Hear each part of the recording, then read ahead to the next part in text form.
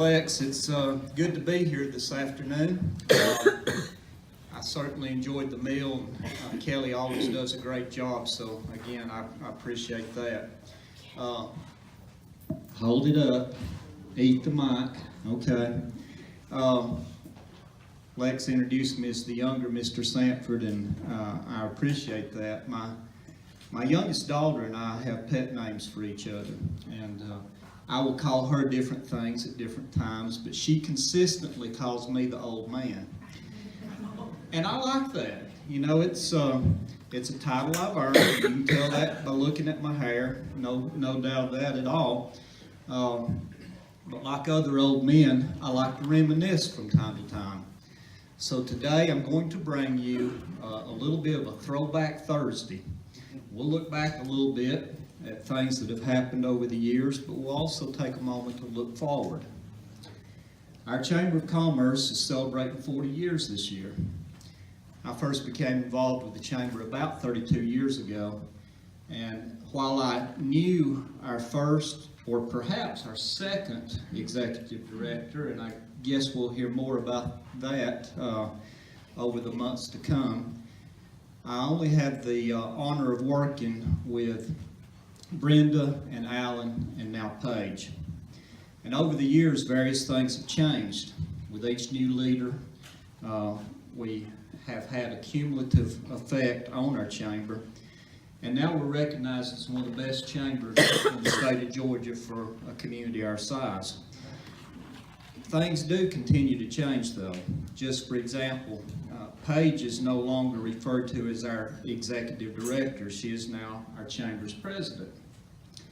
And our old position of president has become the position of chairperson. So somewhere back there is Paul Neely sitting in the back of the room close to the food.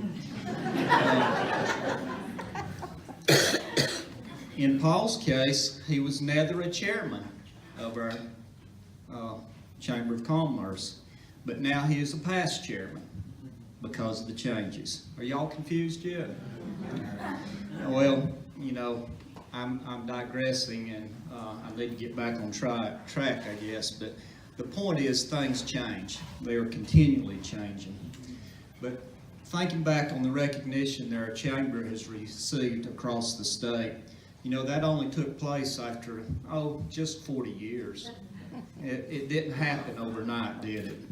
We need to realize that nothing worthwhile will happen overnight, as folks seem to think sometimes that it does.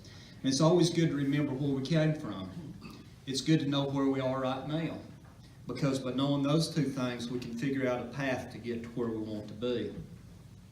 With that thought, we come to today's topic of economic development and our Greater Gilmer Joint Development Authority.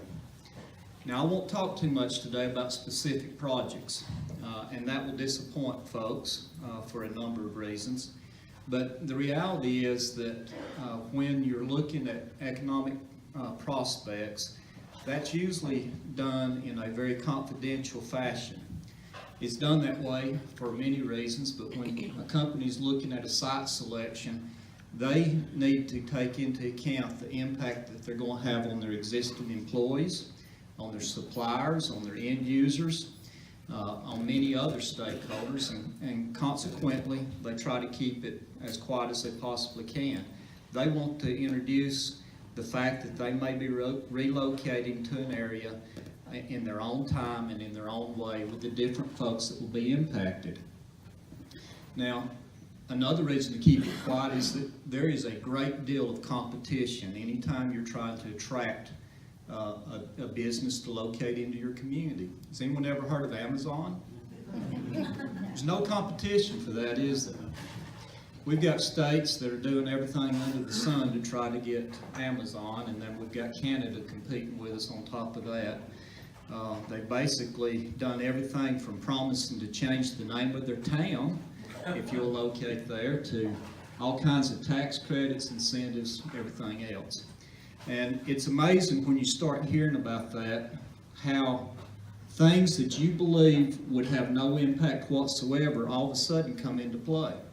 For example, the state of Georgia is in session with the legislative branch and the Senate right now, and you may have heard about a bill that's been introduced to make English the official language of the state of Georgia. You know, that seems kind of straightforward, doesn't it? It's already there at the national level, so it kind of flows, right? Well, all of a sudden, that has become a topic of discussion because the folks at Amazon may see Georgia as not being as inclusive as we should be if that vote is taken and we adopt English as our official language in the state of Georgia. So you have all kinds of things that on the surface you feel like it shouldn't have any impact, but then as you look at it a little bit more, it has a greater amount of impact than you could have ever imagined, and things keep changing.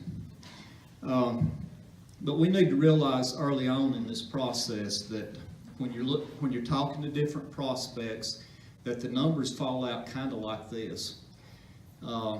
Only 25%, actually a little bit less than 25%, of prospects looking to relocate will select a rural area of any state, not just in Georgia.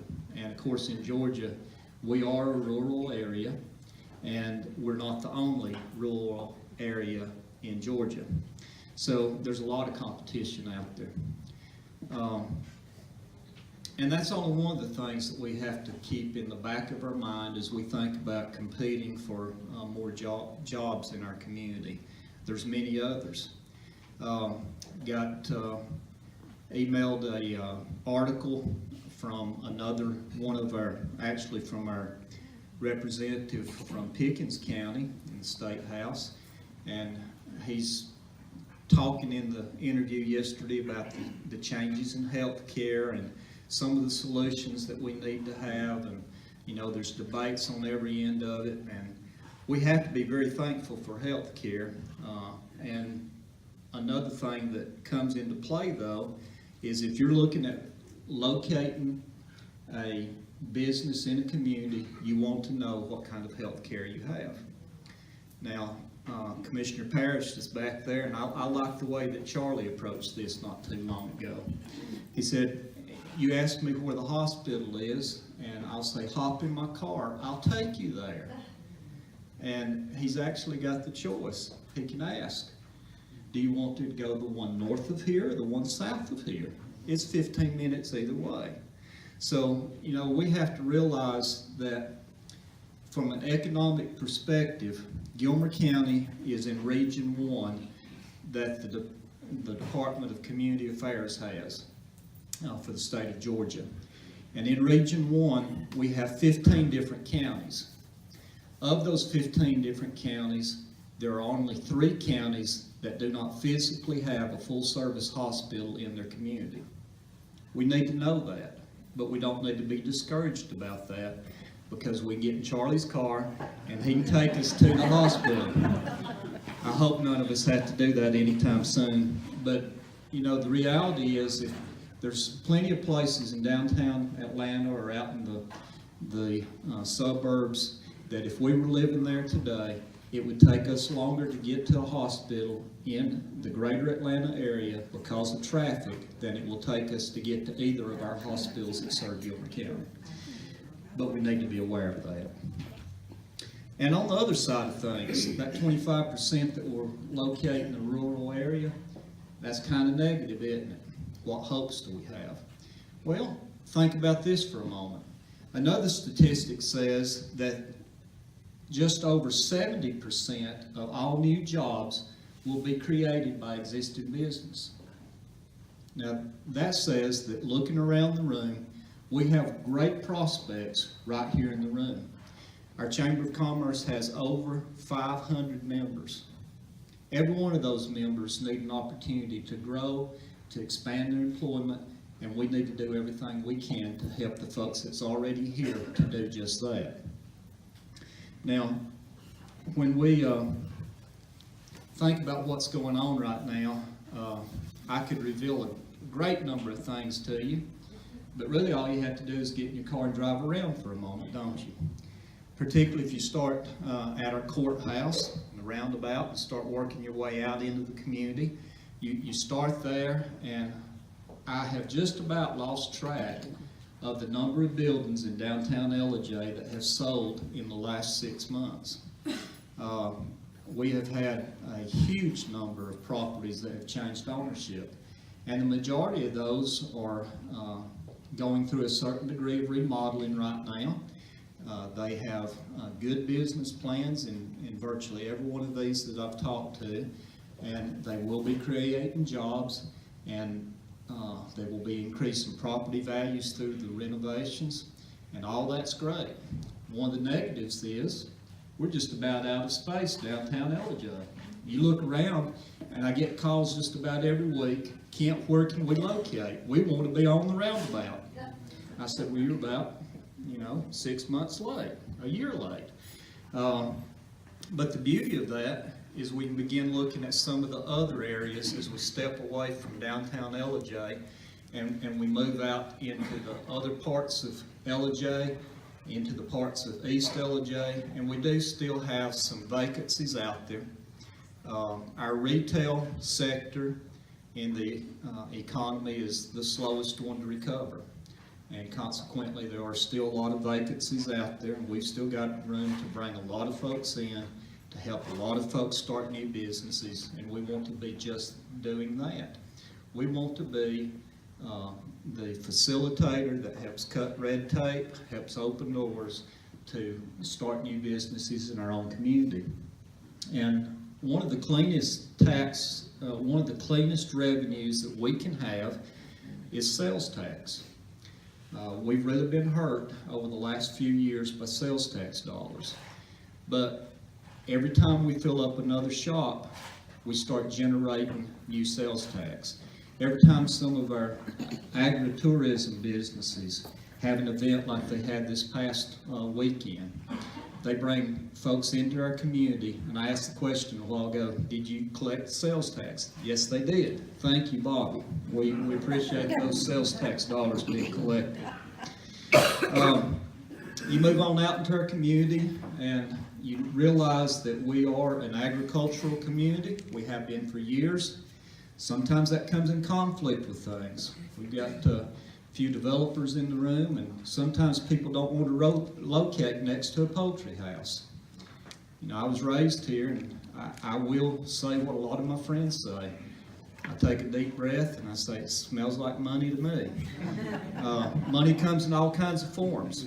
We need to recognize that the farm gate in Gilmer County is one of the greatest economic engines that we have. So what's going on with that? Do y'all realize that in the last few weeks that we've had somewhere around 30 poultry houses sell in our community in the last few weeks? A good concentration of those to the same investor, and that's changing things too, isn't it? Used to, when I was my last few years in banking, I dealt mostly with farmers. During that period of time, whatever came up, I could reach to my cell phone, and I knew about 30 or maybe even 40 different farmers I could call and ask a question. Well, in the days ahead, I won't know those folks. Literally, if some of those new investors walk through the door right now, there's probably no one in the room that could recognize those folks. We got some folks we need to get to know. We need to partner with those folks and try to help them be successful, just like we would the third generation farmer that may have just sold the farm to a new investor. But that's going on out there also.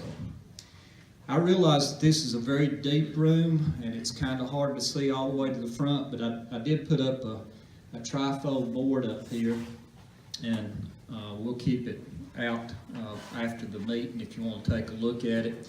But Travis Crouch and Paige Green get credit for this visual. They put it together about 4 years ago. They put it together as our catalyst planning process was coming to a close. It was a process that took place, like I said, about 4 years ago, and it spanned about 2 years as we went through that process.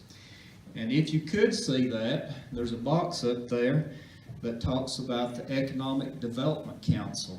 Well, that was the proposed entity. In reality, it turned out to be the Joint Development Authority, which is what we have today. So EDC or JDA, it really doesn't matter, it's really the same. But what is it? I was visiting a few days ago with Dondi over at the Carter K Bike Shop, handed him my card, and that was the question he asked me. Joint Development Authority. What's that, Kent? And I looked right in front of us, and he had one of his mountain bikes sitting there. I said, well, Dondi, it's kind of like this. You take a look at the wheel on that bicycle. It's got a lot of different spokes. And in reality, they got more spokes than they used to. It's amazing. But there's room for a lot of spokes in that wheel. And it's just like that in economic development. While the spokes in that bicycle wheel add strength and they add support to the biker, the spokes in our economic wheel do the same things. They bring support and they add strength to our goal of economic development. Now the chamber is also one of those wheels. How many of y'all have ever ridden a unicycle? Martin Titus, come on down. Okay. Well, there's a reason he's the only one that's ridden one. It's not very easy to ride a unicycle, or we would have all done it. Now, most of us have ridden a bicycle at one time or another. With a bicycle, you have two wheels. Those two wheels are working together, yet independent. One steers the direction you go in. The other brings momentum to what you're trying to do. And we all need to understand that economic development is a lot like that. It's a collaborative effort. It is a team sport. When one of us wins, we all win when you're dealing with economic development. Economic development has several different elements. Workforce development. This involves education and training, but it also involves things like housing. If you're going to be working, you've got to have a place to live. Leadership development is a subset of workforce development. And it's the first and foremost part of the whole process because it supports all the other elements of economic development. In the chamber, we have Leadership Gilmer. Many of y'all have participated in the past, and that's an important part of leadership development. But we might also consider including junior achievement, 4-H, or other youth programs so we start developing young leaders earlier.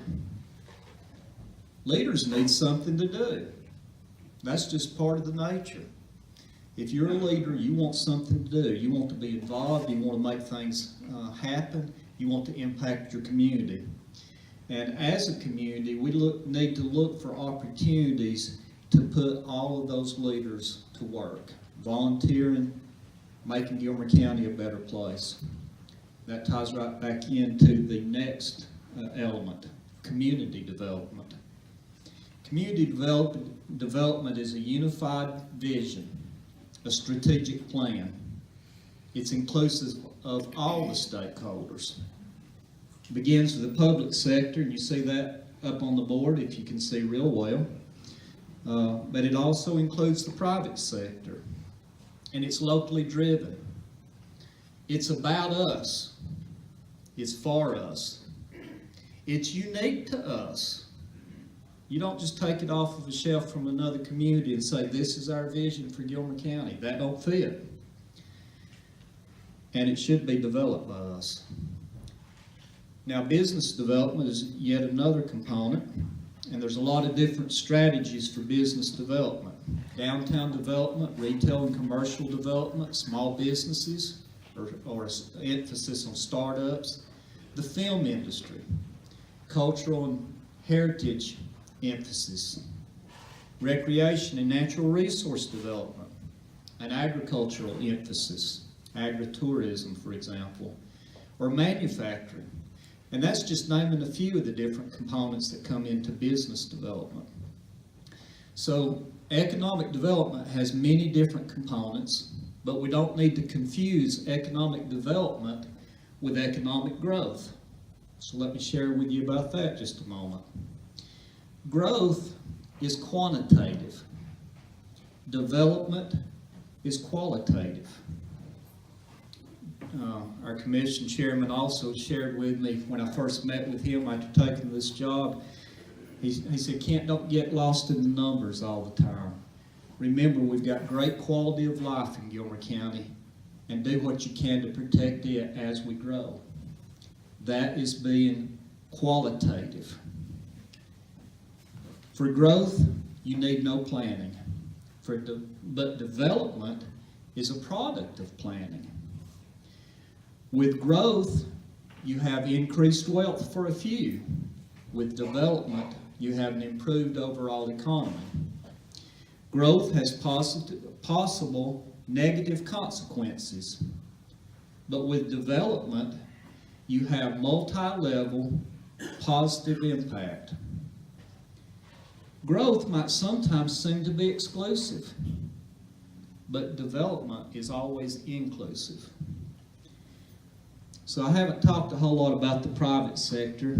You probably can't see that on the board either. But stay tuned for that. Several of us over the last few years have been quietly involved in the Greater Gilmer Community Foundation. And while that has a similar name to the JDA, it actually preceded the JDA by a number of years. We put the foundation in place about 2011, so a few years earlier than the whole Catalyst plan. And that is a vehicle that we will roll out before long to help involve our community on the private sector side in having an impact for economic development.